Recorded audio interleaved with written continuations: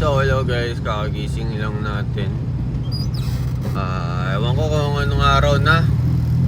So okay na, naparehistro na natin. Street tune. Tapos ngayon aircon ipapaayos.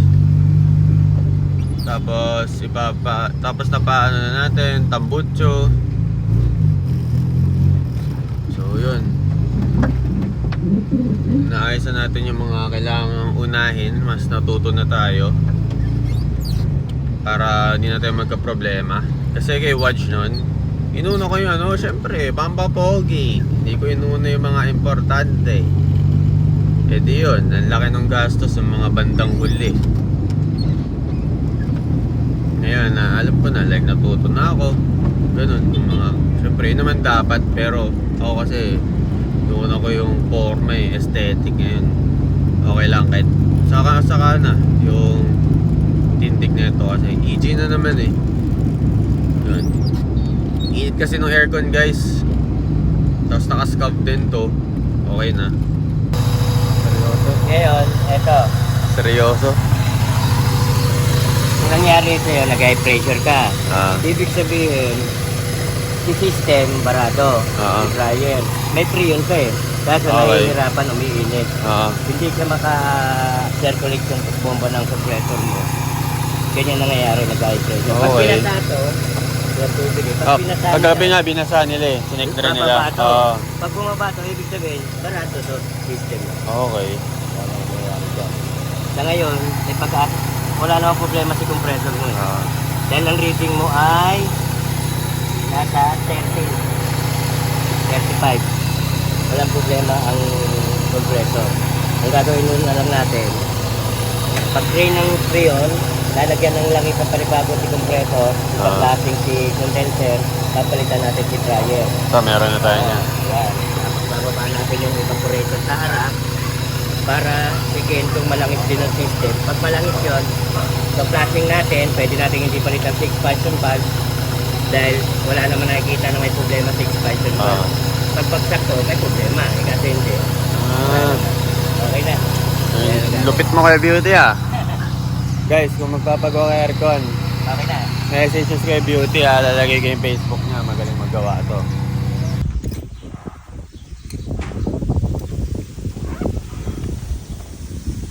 Right, napaplasing na nga namin. Kukunin ko lang yung fitting. Okay. Power window yan.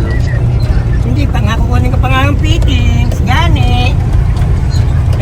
Ito yung power window guys.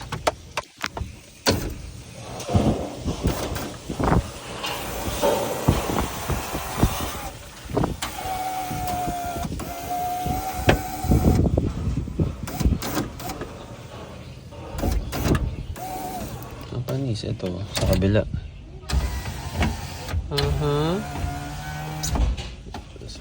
Speaker yan. Ay, ito.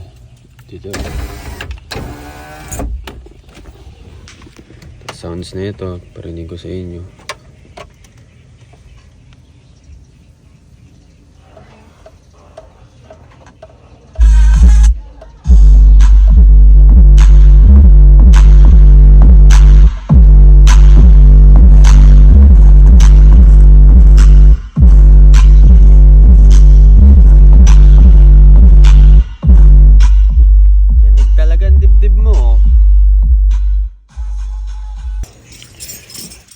Guys, DIY. Buti nagkatugma yung sticker na dilaw. Hanap ko yung shade niya. Hindi naman halata, huwag mo nang tititigan.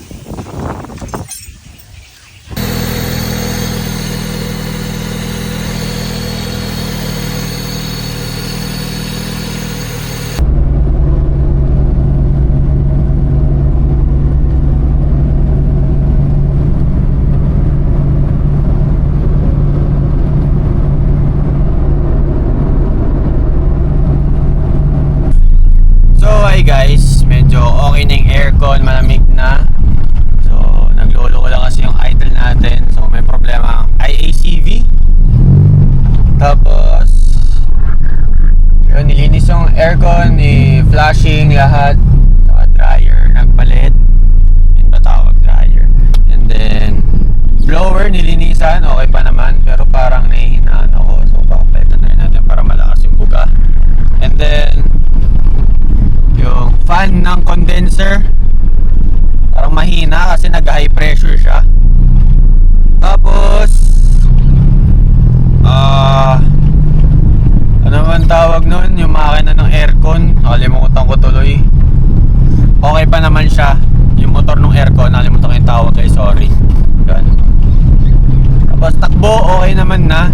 Tapos wala tayong nagpalit tayo ng speedo cable, ano man tawag nun, speed sensor.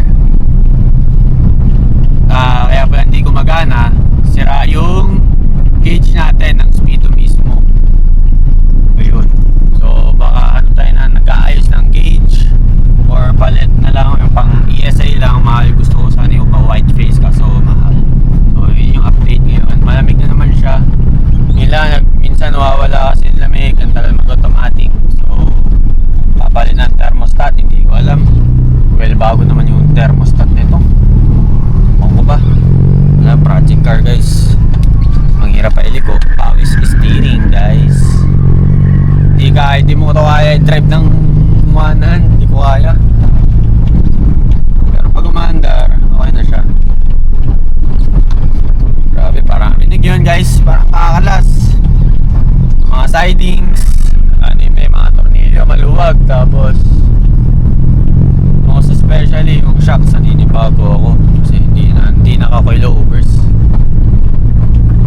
So yun lang guys, takbo for me mas matuloy to kaysa Skywatch siguro dahil magaan, naramdam ko lang siguro yung gaan. Yan, ano pala to, D15, si Watch ay PH16. So guys, may ano pa rin tayo, like hindi siya naglilimit dahil gumagana pa rin yung ano natin, speed sensor. Hindi lang gumagana yung ano, gauge natin. So hindi niya nababasa.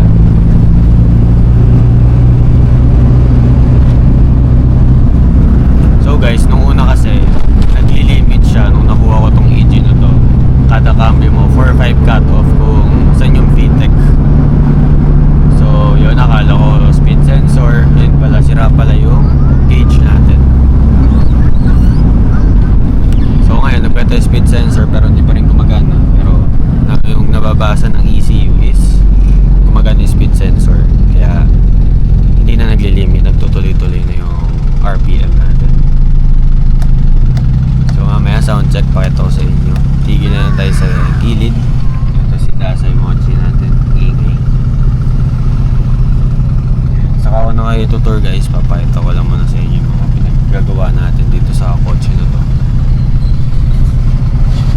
So 7.5, ano ba yung 7.5? 7.5 cut off. Tapos launch control 5.5. Tapos VTEC 4.8. Yun.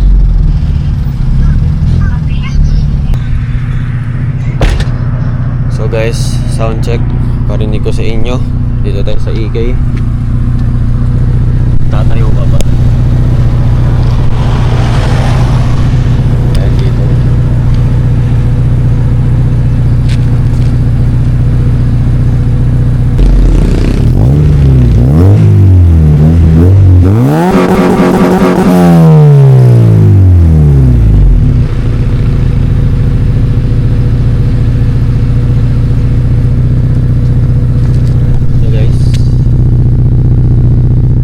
Limitless muffler and resonator, 24 inches, DOS pipings, and then muffler limitless, K-tuned inspired.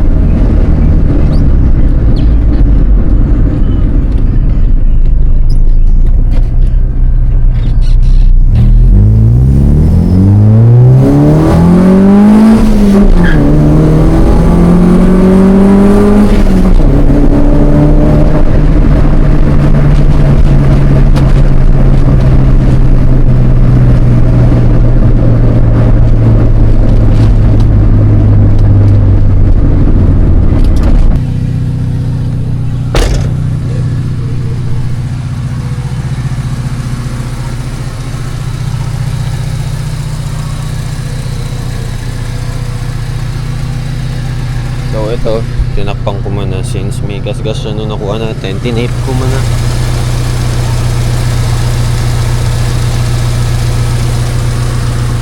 Ako to. Mga gas-gas niya.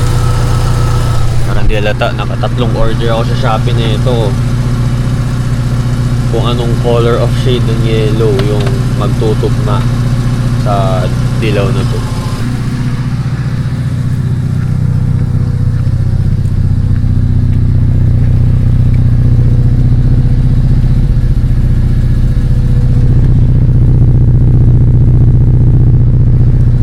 So guys, bye guys, on to the next vlog guys.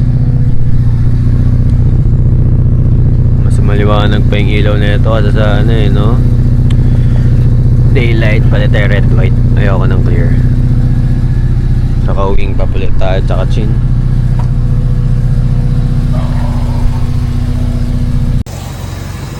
Papalagahin mo na yung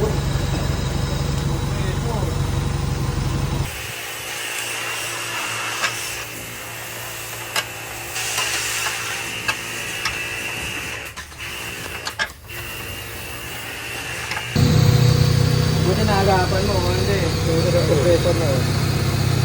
Kaya ganyan dapat ang kami. Pero may kaya, hindi pa puno na. Ang lamig na, number 2. Nice. Kulang sa lang isang compressor. Hindi nag-automatic na maayos, nag-high pressure. Uy, lamig. Grabe. Akala ko lang ng pag-asa to. Hindi ko na kailangan ito guys. Pumili na ng isa pang fan kasi maingay na yung fan. Kasi nag-long condenser na tayo. So yung isang fan na spare, tahimik pa naman. Ito, ayan, palit tayo bago.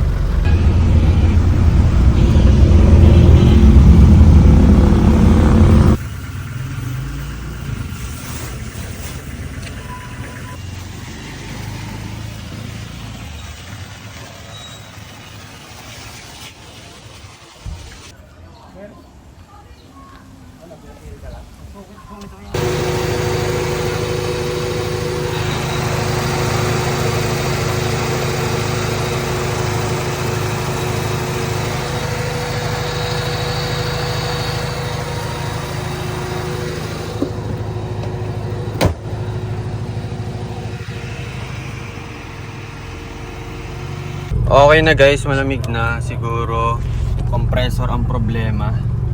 Kasi minsan ang tagal mag-automatic eh. Bago na lahat yan. Compressor na lang hindi napapalitan. Nilagay na ng langis. Pero okay naman, bumabomba pa din.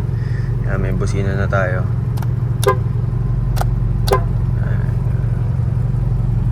Check engine, okay na lahat. Sira lang yung gauge natin. Pero may speed sensor gumagana. Sira lang to. May VTEC pa rin yan. Okay na.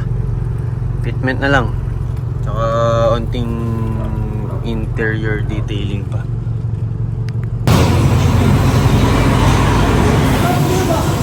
So guys, may pag-stop tayo ng mag spoon dito. Shoutout kay boss. Boss. Ito yung stop natin. Parang compressor ang problema na ito guys eh.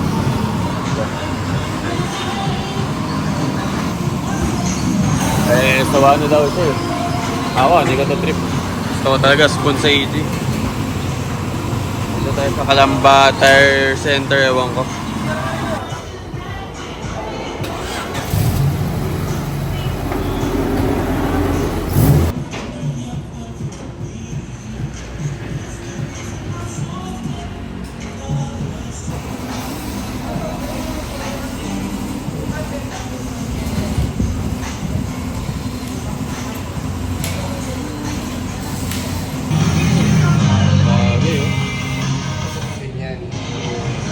Kakaiba.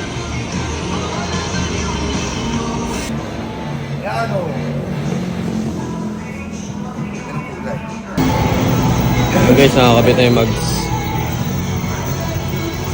Nag-isip ako mag-sign talaga, iwan talaga. At bagay mag-sa pogi.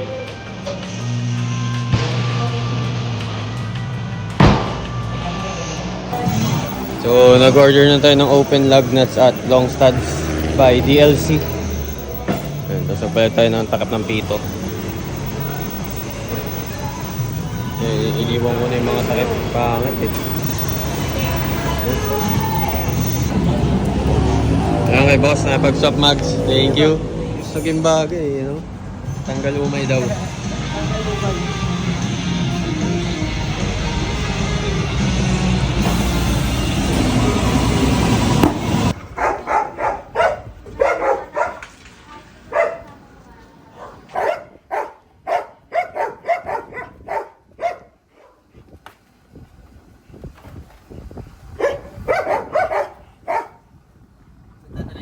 So guys, bumili tayo ng long studs at open lug nuts. Yun.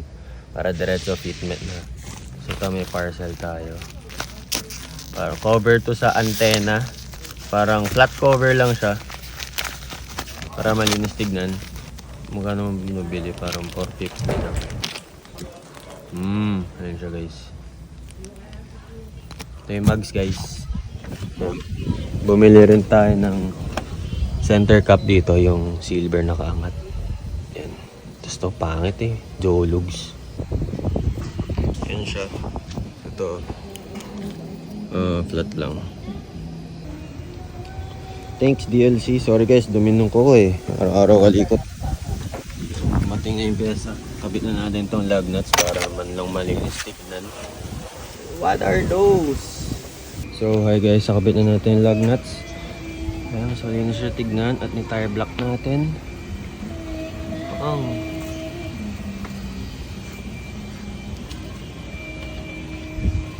Simple lang.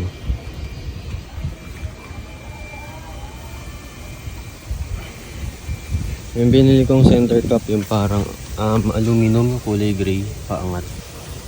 So i-fitment na rin natin to, coil sleeves muna tayo. 195 to. Kaya naman to ma-fitment. Last time kay Watch 205. Ito yung napagpalitan natin. Ito yung long studs.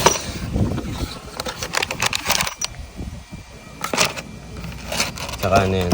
Ito at least ngayon malinis na ang itsura niya.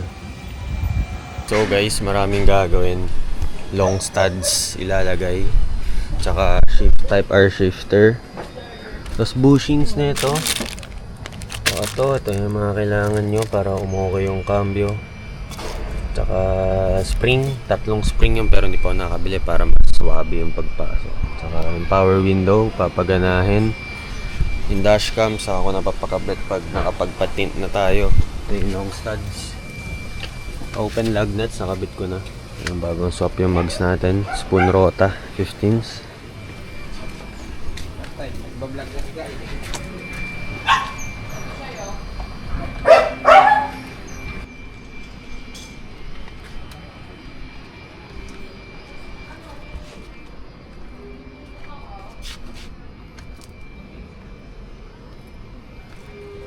Cambio natin. Maluwag. Kasi kala ko, hindi ko punta dahil ko nag-breakfast ko na eh. Ako ano suset.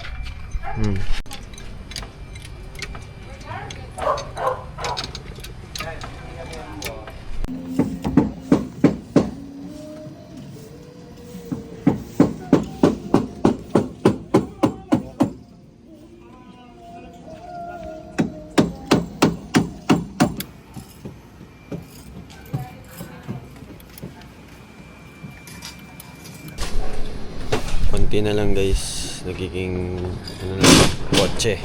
Ayan, gumagana na yung power window. Ito naman sa kabila. So, papalitan natin yung papalitan din yung brake shoe guys. Brake pads. Dahil pudpud na yung brake pad, grabe. Buti na lang nabisita natin. Kung dito pa tayo magpapalit ng studs, pudpud na. Pwede lagi. Ito guys, mahal to. Blue Brick Gutters.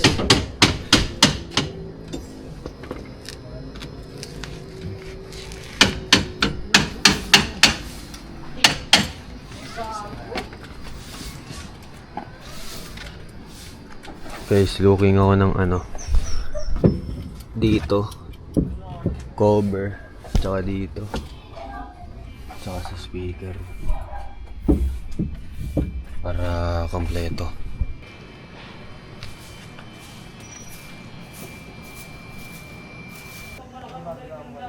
Kompleto eh.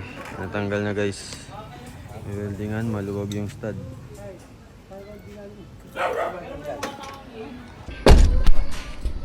Ayan, nilagyan ko muna ng 10mm spacer. Kapit na.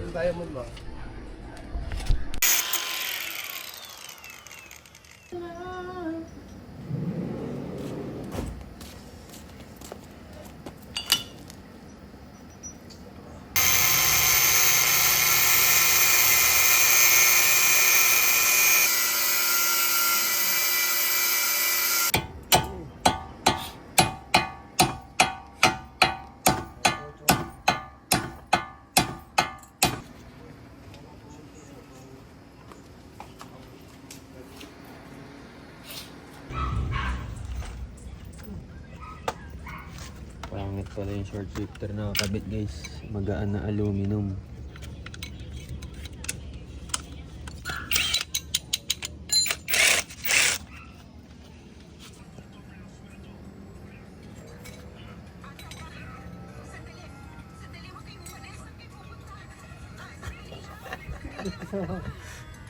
Tamang TikTok ka dyan ah. Baka makatulog ka dyan ah. Hindi, angat yan, boss.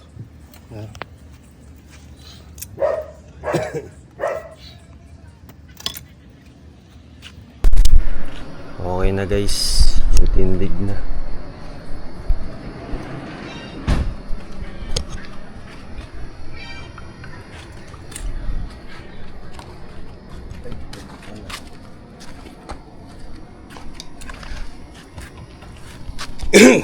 Tig 10mm spacers muna nilagay ko. Harap likod. So wala na rin alog yung shifter. Hindi na tumatama sa ang butso. All goods. Stable na yun. Short shift pa rin. Type R. Mas solid. Aluminum yung dati. Magaan. Mabalik. So, hi guys, unexpected moment, first time ko ito maranasan. Well, buti, bait ni Yewo. Like, nandito na tayo malapit sa bahay. This is supposed to be together, right? Bali, guys. Well, nakuha ko siya ganito na, siguro peke itong camber kit na to, yung Shopee. Ayun, nabali. At siguro din dahil sobrang tigas ng shocks. Ito, hindi pa natin napapalitan. Mukhang kailangan niya na palitan dahil sobrang tagtag nito. Na-stress siguro to at nabali. Nakakatsaw siya guys eh. Tapos yung bearing pa ng aircon. Like, tumutunog na yung bearing siguro pag inon ko. Kaya hindi maayos din yung pag-vlog natin dito kasi medyo naiirita ako sa kanya. Parang wala siyang, wala na ako ng gana i-vlog siya. Parang gusto ko munang ayusin, wala akong gana mag-video. Gusto ko muna maayos lahat at ipakita sa inyo. Ganun. So gaya na to, isang problema. Palit na naman. So meron na tayo dun coil sleeves. Skunk. Mag-coil sleeves lang muna tayo. Ay nako. Grabe. Buti na lang dito na siya nabali. Dito na siya kumalas. So hello guys. Tanggal na natin. So yung ball joint yung nabali. So may nabibili namang isang ganto. Palitan na lang natin. Ito hard metal naman to eh. Oh, okay pa naman to.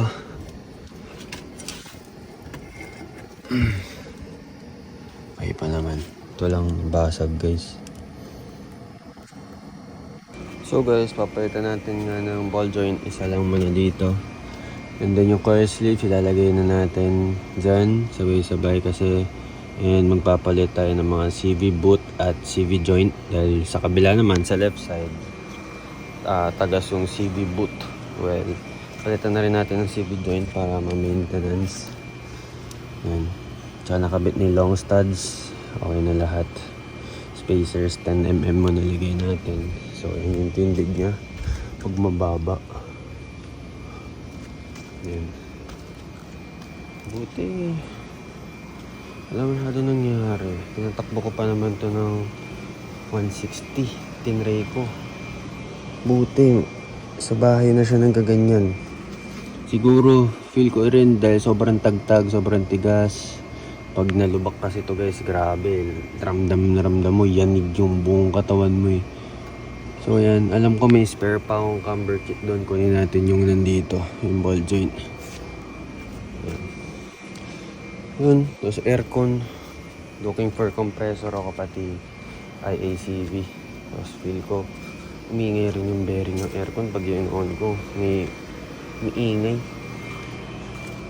So yun lang. Pero makina naman all good, siya lang problema. Yung bait. Yun lang. Konting pagmamahal pa dito. Yan tulo, aircon yan. Dito sa hose na yan, tumutulo. Yan guys. Well, wala eh. Pinili natin to project EG, luma, sakit sa ulo. Konti pa, bigyan nyo ako kung 1 taon guys. Magiging siwage to, like coaching, walang problema. So guys, update. Baligtad yung kabit. So nag-order na tayo. Tanga naman na nagkabit na ito. Camber kit, baligtad. Kaya nabali, na puwersa. Tapos yung tumutunog sa aircon, yung sumasabit lang sa fan, hindi naman pala bearing or goods. Tanga naman. Tanga bumuo na ito. So guys, dumating na yung center cup natin. Ito. Tapos, pinilitan natin ng upper ball joint at lower ball joint at magpapalit tayo ng CV joint left and right para ma-maintenance niya.